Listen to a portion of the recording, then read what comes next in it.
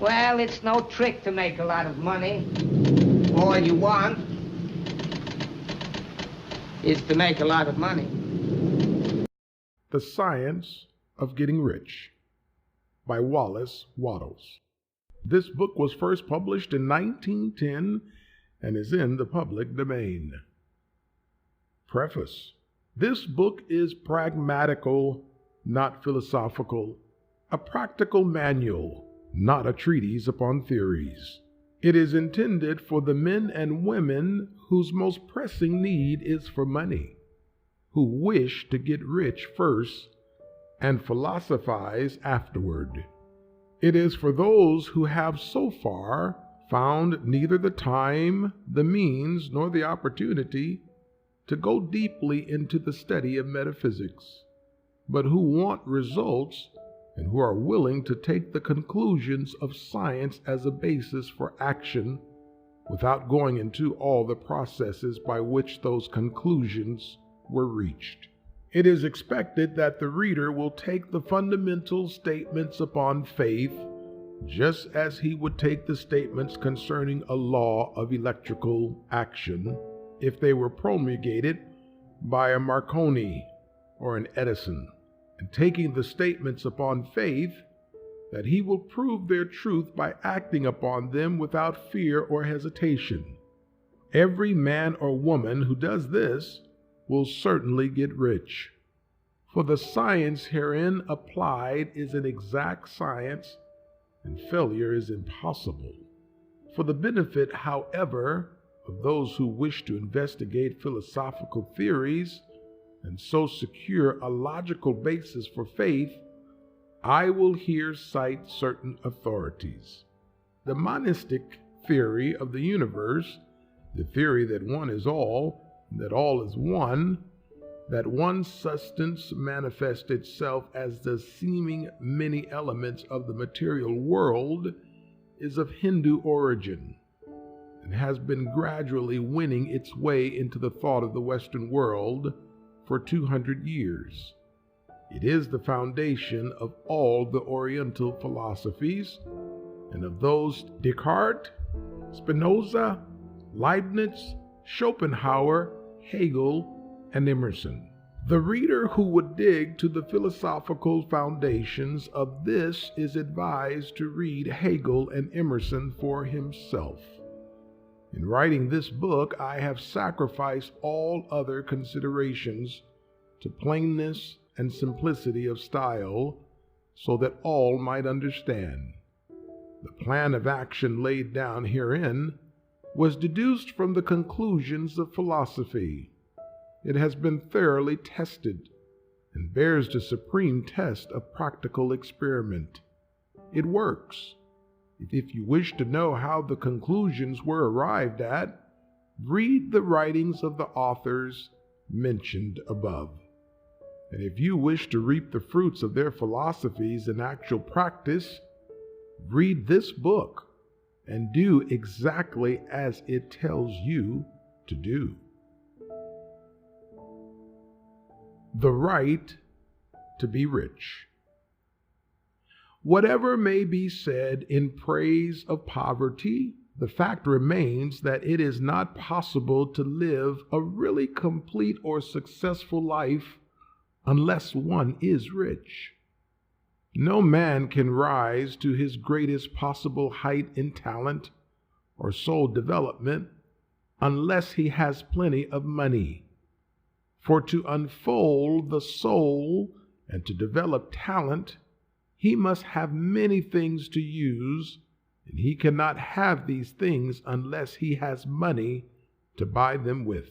A man develops in mind, soul, and body by making use of things. And society is so organized that man must have money in order to become the possessor of things. Therefore, the basis of all advancement for man must be the science of getting rich. The object of all life is development, and everything that lives has an inalienable right to all the development it is capable of attaining.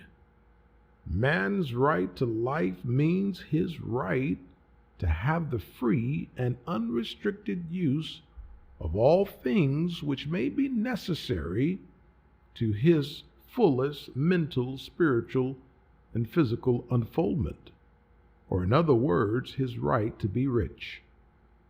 In this book, I shall not speak of riches in a figurative way. To be really rich does not mean to be satisfied or contented with a little. No man ought to be satisfied with a little if he is capable of using and enjoying more.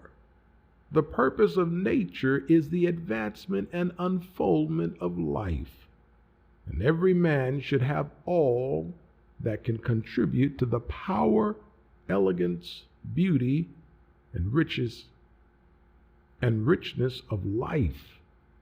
To be content with less is sinful.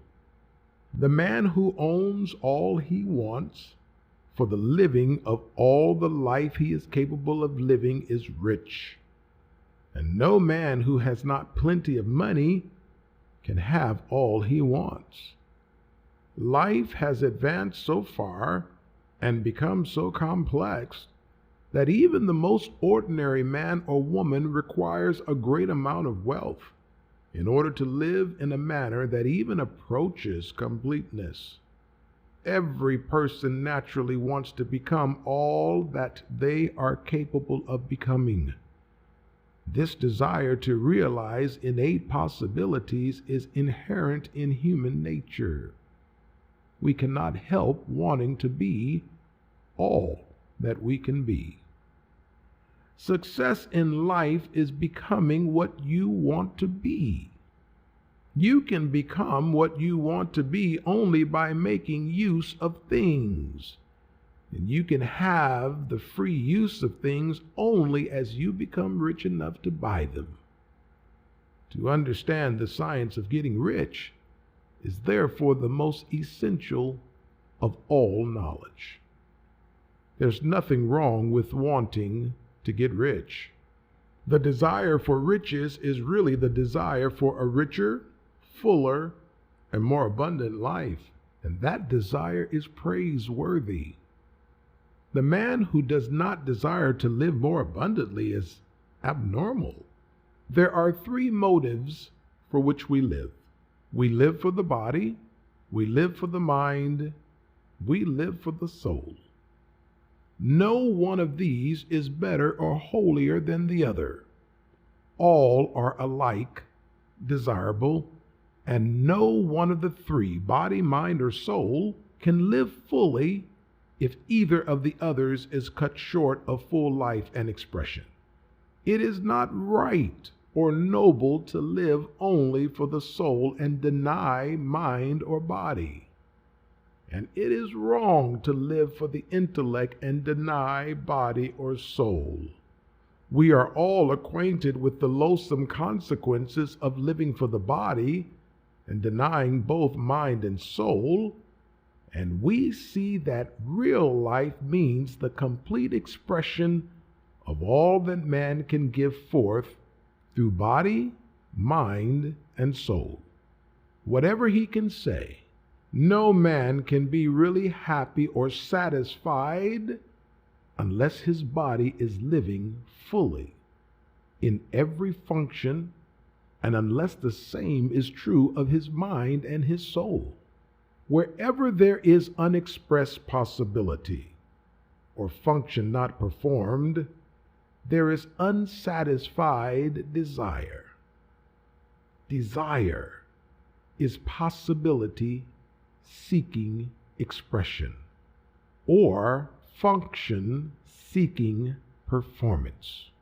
Man cannot live fully in body without good food, comfortable clothing, warm shelter, and without freedom from excessive toil. Rest and recreation are also necessary to his physical life. He cannot live fully in mind without books and time to study them, without opportunity for travel and observation, or without intellectual companionship.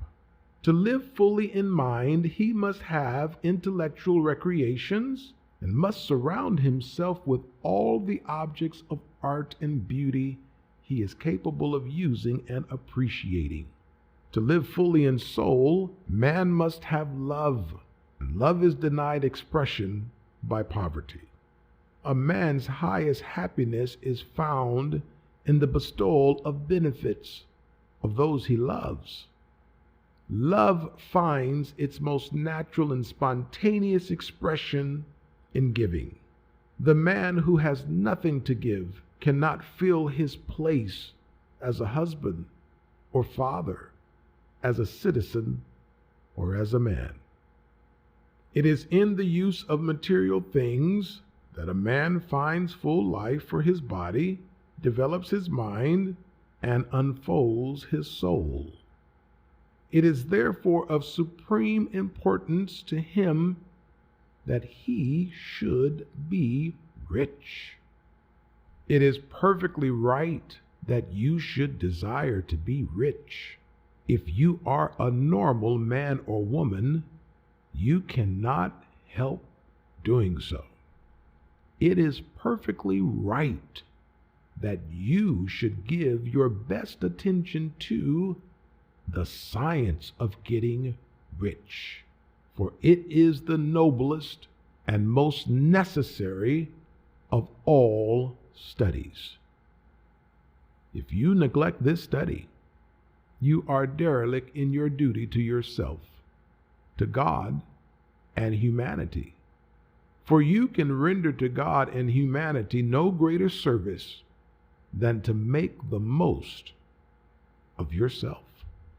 There is a science of getting rich, and it is an exact science, like algebra or arithmetic.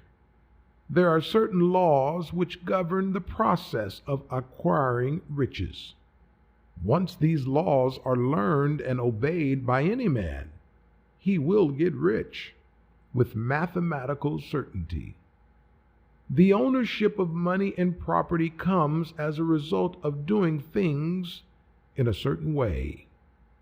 Those who do things in this certain way, whether on purpose or accidentally, get rich, while those who do not do things in this certain way, no matter how hard they work or how able they are, remain poor. It is a natural law that like causes only produce like effects. And therefore, any man or woman who learns to do things in this certain way will infallibly get rich. That the above statement is true is shown by the following facts.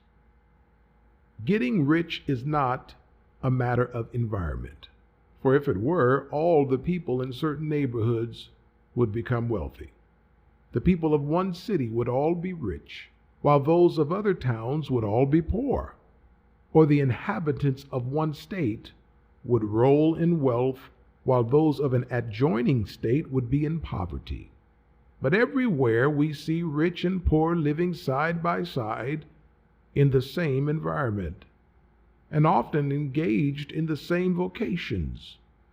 When two men are in the same locality and in the same business, and one gets rich while the other remains poor, it shows that getting rich is not primarily a matter of environment.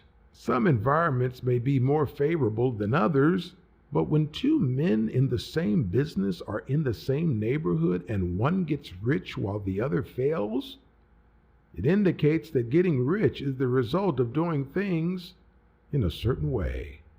And further, the ability to do things in this certain way is not due solely to the possession of talent. For many people who have great talent remain poor, while others who have very little talent get rich. Studying the people who have got rich, we find that they are an average lot in all respects, having no greater talents and abilities than other men. It is evident that they do not get rich because they possess talents and abilities that other men have not, but because they happen to do things in a certain way. Getting rich is not the result of saving or thrift. Many very penurious people are poor, while free spenders often get rich. Nor is getting rich due to doing things which others fail to do. For two men in the same business often do almost exactly the same things, and one gets rich while the other remains poor or becomes bankrupt. From all these things, we must come to the conclusion that getting rich is the result of doing things in a certain way. If getting rich is the result of doing things in a certain way, and if like causes always produce like effects, then any man or woman who can do things in that way can become rich, and the whole matter is brought within the domain of exact science. The question arises here whether this certain way may not be so difficult that only a few may follow it. This cannot be true, as we have seen so far as natural ability is concerned. Talented people get rich and blockheads get rich. Intellectually brilliant people get rich and very stupid people get rich. Physically strong people get rich and weak and sickly people get rich. Some degree of ability to think and understand is, of course, essential. But insofar as natural ability is concerned, any man or woman who has sense enough to read and understand these words can certainly get rich. Also, we have seen that it is not a matter of environment. Location counts for something. One would not go to the heart of the Sahara and expect to do successful business. Getting rich involves the necessity of dealing with men and of being where there are people to deal with. And if these people are inclined to deal in the way you want to deal, so much better. But that is about as far as environment goes. If anybody else in your town can get rich, so can you. And if anybody else in your state can get rich, so can you. Again, it is not a matter of choosing some particular business or profession. People get rich in every business and in every profession, while their next door neighbors in the same vocation remain in poverty. It is true that you will do the best in a business which you like and which is congenial to you. And if you have certain talents which are well developed, you will do best in a business which calls for the exercise of those talents.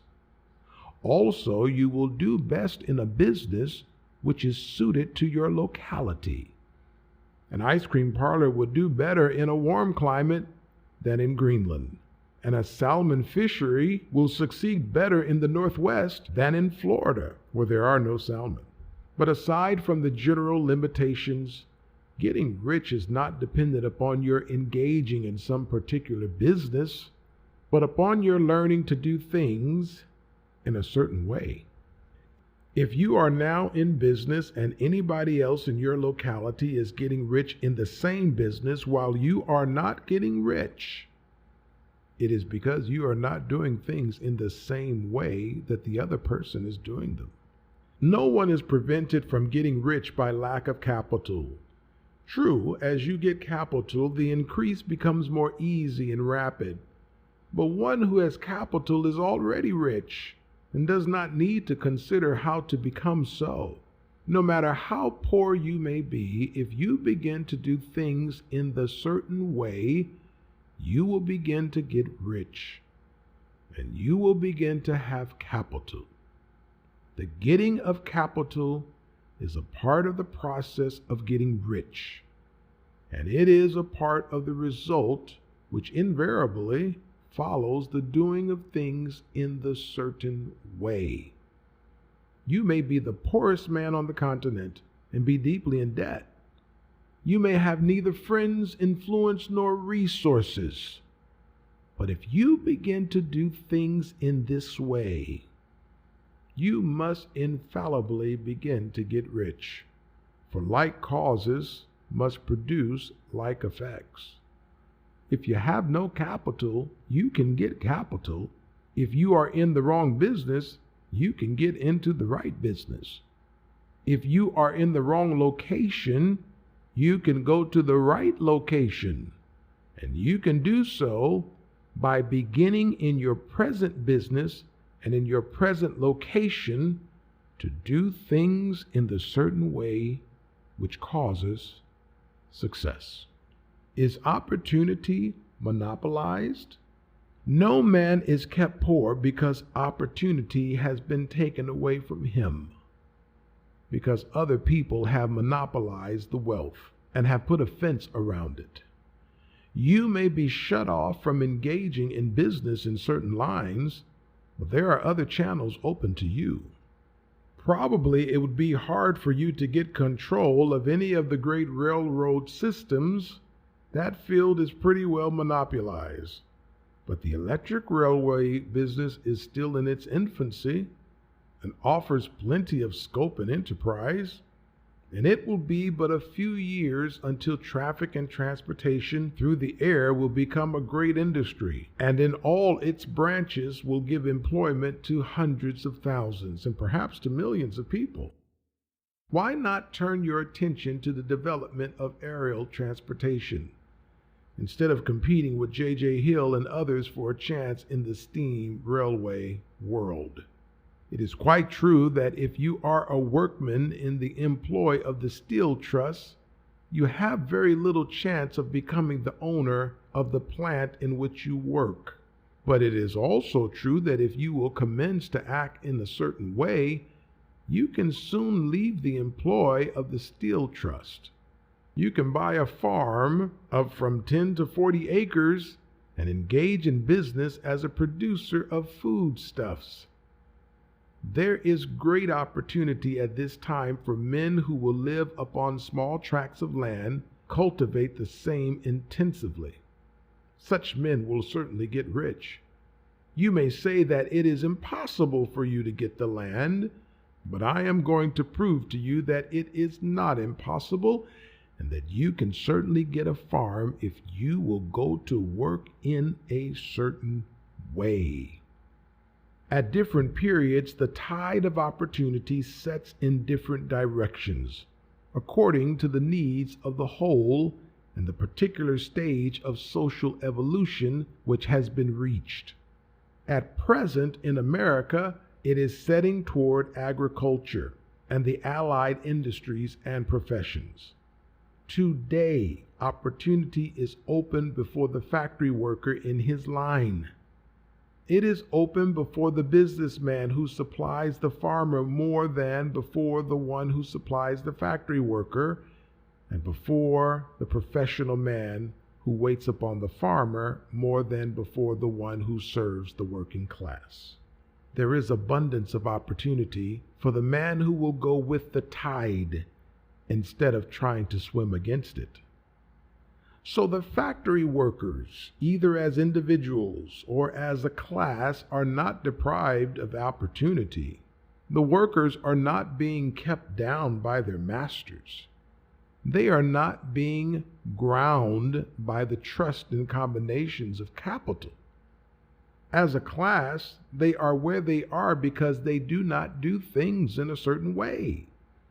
If the workers of America chose to do so, they could follow the example of their brothers in Belgium and other countries and establish great department stores, cooperative industries.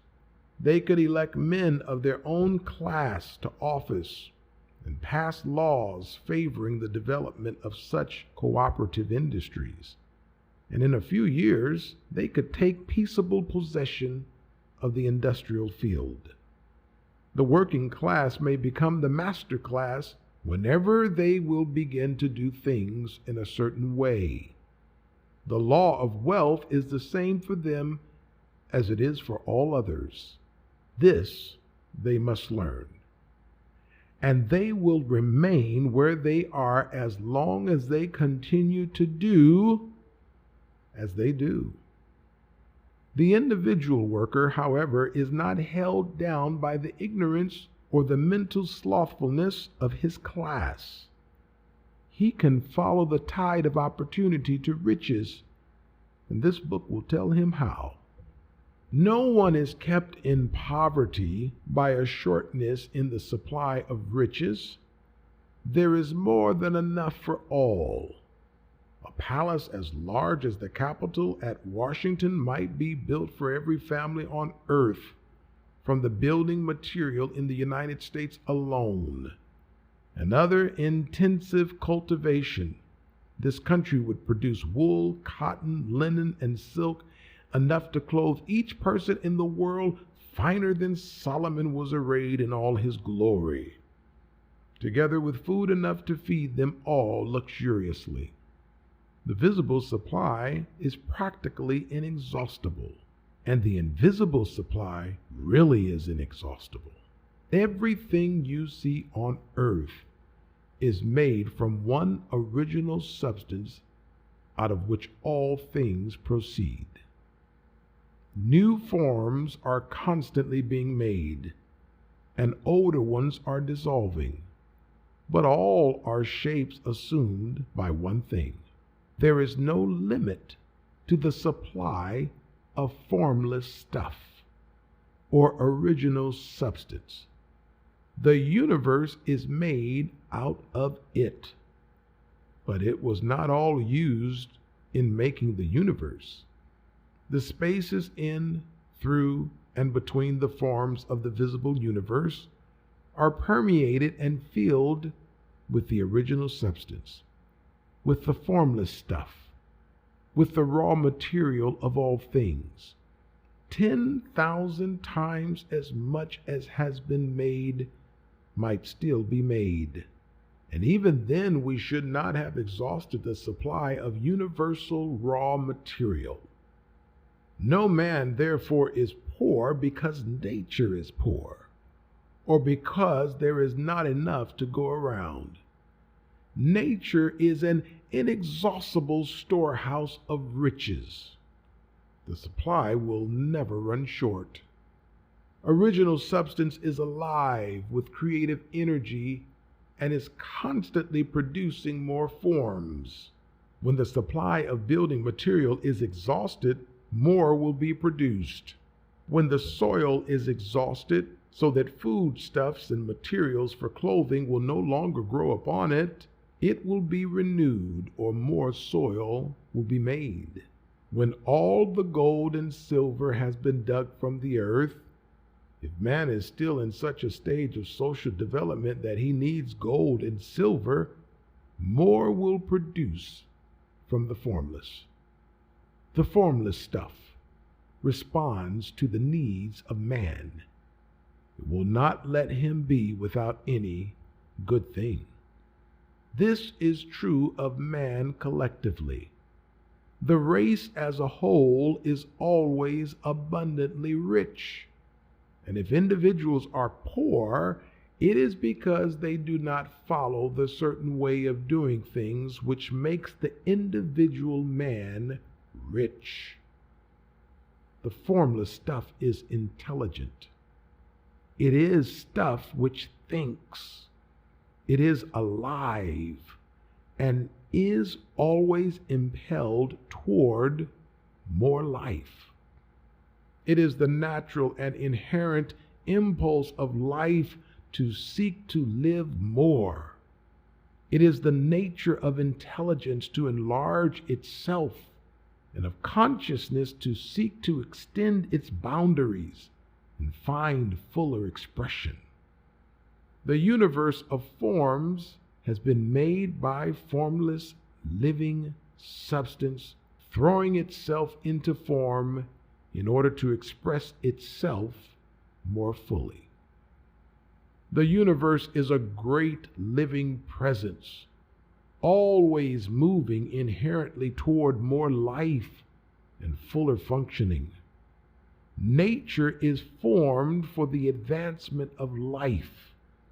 Its impelling motive is the increase of life. For this cause, everything which can possibly minister to life is bountifully provided. There can be no lack unless God is to contradict himself and nullify his own works. You are not kept poor by lack in the supply of riches. It is a fact, which I shall demonstrate a little farther on, that even the resources of the formless supply are at the command of the man or woman who will act and think in a certain way. The first principle in the science of getting rich. Before moving on, I want to thank you for visiting our channel. If you like videos about success, ambition, business, psychology, and the laws of mind, then you have definitely reached the right place. Please subscribe and hit the notification button so you'll know when the next video is released. The first principle in the science of getting rich. Thought is the only power which can produce tangible riches from the formless substance.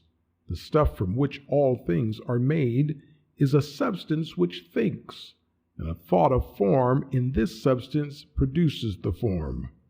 Original substance moves according to its thoughts. Every form and process you see in nature is the visible expression of a thought in original substance.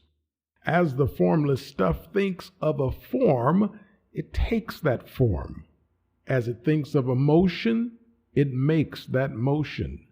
That is the way all things were created. We live in a thought world, which is part of a thought universe. The thought of a moving universe extended throughout formless substance, and the thinking stuff moving according to that thought took the form of systems of planets and maintains that form. Thinking substance takes the form of its thoughts and move according to thought, holding the idea of a circling system of suns and worlds. It takes the form of these bodies and moves them as it thinks. Thinking the form of a slow-growing oak tree, it moves accordingly and produces the tree, though centuries may be required to do the work. In creating, the formless seems to move according to the lines of motion it has established. The thought of an oak tree does not cause the instant formation of a full-grown tree, but it does start in motion the forces which will produce the tree along established lines of growth. Every thought of form held in thinking substance causes the creation of the form, but always, or at least generally, along the lines of growth and action already established. The thought of a house of a certain construction, if it were impressed upon formless substance, might not cause the instant formation of the house, but it would cause the turning of creative energies already working in trade and commerce into such channels as to result in the speedy building of the house. And if there were no existing channels through which the creative energy could work, then the house would be formed directly from primal substance, without waiting for the slow processes of the organic and inorganic world. No thought of form can be impressed upon original substance without causing the creation of the form. Man is a thinking center and can originate thought. All the forms that man fashions with his hands must first exist in his thought. He cannot shape a thing until he has thought that thing. And so far, man has confined his efforts wholly to the work of his hands. He has applied manual labor to the world of forms, seeking to change or modify those already existing. He has never thought of trying to cause the creation of new forms by impressing his thought upon formless substance. When man has a thought form, he takes material from the forms of nature and makes an image of the form which is in his mind. He has, so far, made little or no effort to cooperate with formless intelligence, to work with the Father. He has not dreamed that he can do what he seeth the Father doing. Man reshapes and modifies existing forms by manual labor.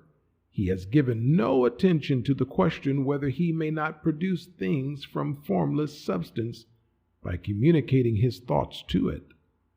We propose to prove that he may do so, to prove that any man or woman may do so, and to show how. As our first step, we must lay down 3 fundamental propositions. First, we assert that there is one original formless stuff or substance from which all things are made. All the seemingly many elements are but different presentations of one element. All the many forms found in organic and inorganic nature are but different shapes made from the same stuff. And this stuff is thinking stuff. A thought held in it produces the form of the thought. Thought in thinking substance produces shapes. Man is a thinking center, capable of original thought. If man can communicate his thought to original thinking substance, he can cause the creation or formation of the thing he thinks about. To summarize this, there is a thinking stuff from which all things are made, and which, in its original state, permeates, penetrates, and fills the interspaces of the universe. A thought in this substance produces the thing that is imaged by the thought. Man can form things in his thought, and by impressing his thought upon formless substance, can cause the thing he thinks about to be created. It may be asked if I can prove these statements. And without going into details, I answer that I can do so both by logic and experience. Reasoning back from the phenomena of form and thought, I come to one original thinking substance. And reasoning forward from this thinking substance, I come to man's power to cause the formation of the thing he thinks about. And by experience, I find the reasoning true, and this is my strongest proof. If one man who reads this book gets rich by doing what it tells him to do, that is evidence in support of my claim. But if every man who does what it tells him to do gets rich, that is positive proof until someone goes through the process and fails. The theory is true until the process fails. And this process will not fail, for every man who does exactly what this book tells him to do will get rich. I have said that men get rich by doing things in a certain way, and in order to do so, men must become able to think in a certain way. A man's way of doing things is the direct result of the way he thinks about things. To do things in a way you want to do them, you will have to acquire the ability to think the way you want to think. This is the first step toward getting rich. To think what you want to think is to think truth, regardless of appearances. Every man has the natural and inherent power to think what he wants to think, but it requires far more effort to do so than it does to think the thoughts which are suggested by appearances. To think according to appearance is easy. To think truth, regardless of appearances, is laborious and requires the expenditure of more power than any other work man is called upon to perform. There is no labor from which most people shrink as they do from that of sustained consecutive thought. It is the hardest work in the world. This is especially true when truth is contrary to appearances.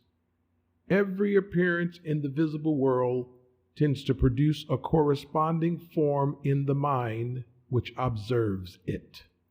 This can only be prevented by holding the thought of the truth.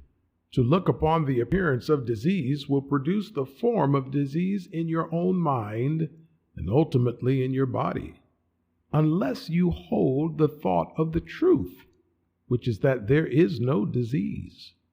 It is only an appearance, and the reality is health.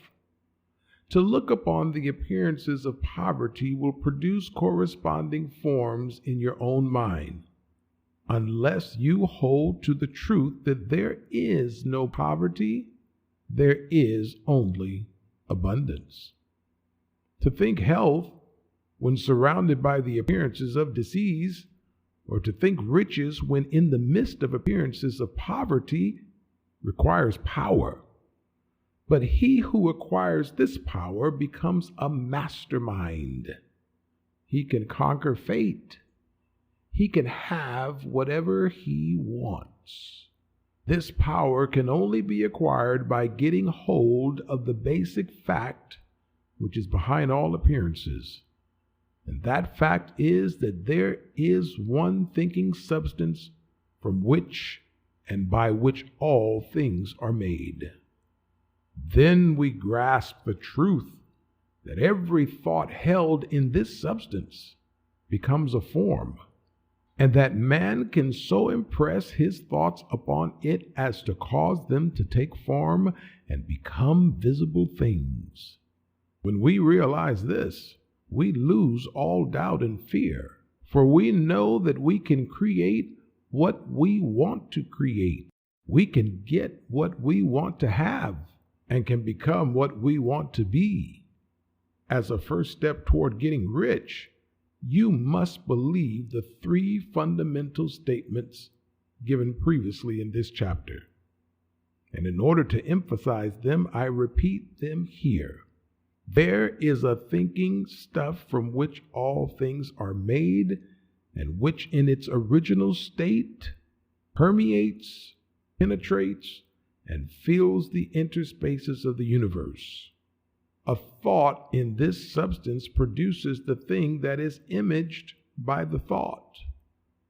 And number 3, man can form things in his thought, and by impressing his thought upon formless substance, can cause the thing he thinks about to be created. You must lay aside all other concepts of the universe than this monistic one, and you must dwell upon this until it is fixed in your mind and has become your habitual thought. Read these creed statements over and over again. Fix every word upon your memory and meditate upon them until you firmly believe what they say. If a doubt comes to you, cast it aside as sin. Do not listen to arguments against this idea. Do not go to churches or lectures where a contrary concept of things is taught or preached. Do not read magazines or books which teach a different idea. If you get mixed up in your faith, all your efforts will be in vain. Do not ask why these things are true, nor speculate as to how they can be true. Simply take them on trust. The science of getting rich begins with the absolute acceptance of this faith. The next chapter, increasing life. You must get rid of the last vestige of the old idea that there is a deity whose will it is that you should be poor, or whose purposes may be served by keeping you in poverty. The intelligent substance which is all and in all, and which lives in all and lives in you, is consciously living substance.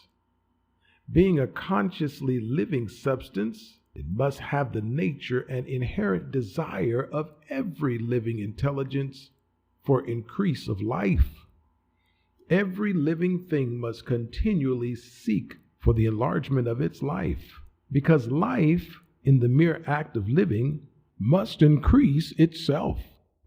A seed dropped into the ground springs into activity, and in the act of living produces 100 more seeds. Life by living multiplies itself. It is forever becoming more. It must do so if it continues to be at all. Intelligence is under this same necessity for continuous increase. Every thought we think makes it necessary for us to think another thought. Consciousness is continually expanding. Every fact we learn leads us to the learning of another fact. Knowledge is constantly increasing. Every talent we cultivate brings to mind the desire to cultivate another talent. We are subject to the urge of life, seeking expression, which ever drives us on to know more, to do more, and to be more. In order to know more, do more, and be more, we must have more. We must have things to use, for we learn and do and become only by using things. We must get rich so that we can live more. The desire for riches is simply the capacity for larger life-seeking fulfillment. Every desire is the effort of an unexpressed possibility to come into action. It is power seeking to manifest which causes a desire. That which makes you want more money is the same as that which makes the plant grow. It is life-seeking, fuller expression. The one living substance must be subject to this inherent law of all life. It is permeated with the desire to live more. That is why it is under the necessity of creating things. The one substance desires to live more in you. Hence it wants you to have all the things you can use. It is the desire of God that you should get rich. He wants you to get rich because He can express Himself better through you if you have plenty of things to use in giving Him expression. He can live more in you if you have unlimited command of the means of life. The universe desires you to have everything you want to have. Nature is friendly to your plans. Everything is naturally for you. Make up your mind that this is true. It is essential, however, that your purpose should harmonize with the purpose that is in all. You must want real life, not mere pleasure of sensual gratification. Life is the performance of function, and the individual really lives only when he performs every function, physical, mental, and spiritual, of which he is capable without excess in any. You do not want to get rich in order to live swinishly for the gratification of animal desires. That is not life. But the performance of every physical function is a part of life, and no one lives completely who denies the impulses of the body, a normal and healthful expression. You do not want to get rich solely to enjoy mental pleasures, to get knowledge, to gratify ambition, to outshine others, to be famous. All these are a legitimate part of life, but the man who lives for the pleasures of the intellect alone will only have a partial life, and he will never be satisfied with his lot. You do not want to get rich solely for the good of others, to lose yourself for the salvation of mankind, to experience the joys of philanthropy and sacrifice. The joys of the soul are only a part of life, and they are no better or nobler than any other part. You want to get rich in order that you may eat, drink, and be merry when it is time to do those things, in order that you may surround yourself with beautiful things, see distant lands, feed your mind, and develop your intellect, in order that you may love men and do kind things, and be able to play a good part in helping the world to find truth. But remember that extreme altruism is no better and no nobler than extreme selfishness. Both are mistakes. Get rid of the idea that God wants you to sacrifice yourself for others, and that you can secure His favor by doing so. God requires nothing of the kind. What He wants is that you should make the most of yourself, for yourself and for others. You can help others more by making the most of yourself than in any other way. You can make the most of yourself only by getting rich. So it is right and praiseworthy that you should give your first and best thought to the work of acquiring wealth. Remember, however, that the desire of substance is for all, and its movements must be for more life to all. It cannot be made to work for less life to any, because it is equally in all, seeking riches and life. Intelligent substance will make things for you, but it will not take things away from someone else to give them to you. You must get rid of the thought of competition. You are to create, not to compete for what is already created. You do not have to take anything away from anyone. You do not have to drive sharp bargains. You do not have to cheat or to take advantage. You do not need to let any man work for you for less than he earns.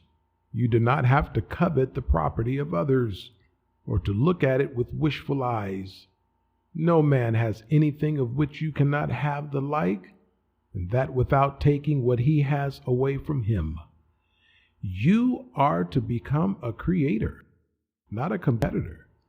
You are going to get what you want, but in such a way that when you get it, every other man will have more than he has now. I am aware that there are men who get a vast amount of money by proceeding in direct opposition to the statements in the paragraph above, and may add a word of explanation here. Men of the plutocratic type who become very rich do so sometimes purely by their extraordinary ability on the plane of competition. Sometimes they unconsciously relate themselves to substance in its great purposes and movements for the general racial upbuilding through industrial evolution. Rockefeller, Carnegie, Morgan, etc. all have been the unconscious agents of the supreme in the necessary work of systematizing and organizing productive industry, and in the end their work will contribute immensely toward increased life for all. Their day is nearly over. They have organized production and will soon be succeeded by the agents of the multitude who will organize the machinery of distribution. The multimillionaires are like the monster reptiles of the prehistoric eras. They play a necessary part in the evolutionary process, but the same power which produced them will dispose of them. And it is well to bear in mind that they have never been really rich. A record of the private lives of most of this class will show that they have really been the most abject and wretched of the poor. Riches secured on the competitive plane are never satisfactory and permanent. They are yours today and another's tomorrow. Remember, if you are to become rich in a scientific and certain way, you must rise entirely out of the competitive thought. You must never think for a moment that the supply is limited. Just as soon as you begin to think that all the money is being cornered and controlled by the bankers and others, that you must exert yourself to get laws passed to stop this process, and so on, in that moment you drop into the competitive mind, and your power to cause creation is gone for the time being. And what is worse, you will probably arrest the creative movements you have already instituted. Know that there are countless millions of dollars worth of gold in the mountains of the earth, not yet brought to light. And know that if there were not, more would be created from thinking substance to supply your needs. Know that the money you need will come, even if it is necessary for 1,000 men to be led to the discovery of new gold mines tomorrow. Never look at the visible supply. Look always at the limitless riches in formless substance, and know that they are coming to you as fast as you can receive and use them. Nobody, by cornering the visible supply, can prevent you from getting what is yours. So never allow yourself to think for an instant that all the best building spots will be taken before you get ready to build your house unless you hurry. Never worry about the trust and combines and get anxious for fear they will soon come to own the whole world. Never get afraid that you will lose what you want because some other person beats you to it. That cannot possibly happen. You are not seeking anything that is possessed by anybody else. You are causing what you want to be created from formless substance, and the supply is without limits. Stick to the formulated statement. There is a thinking stuff from which all things are made, and which in its original state permeates, penetrates, and fills the interspaces of the universe. A thought in this substance produces the thing that it is imaged by the thought.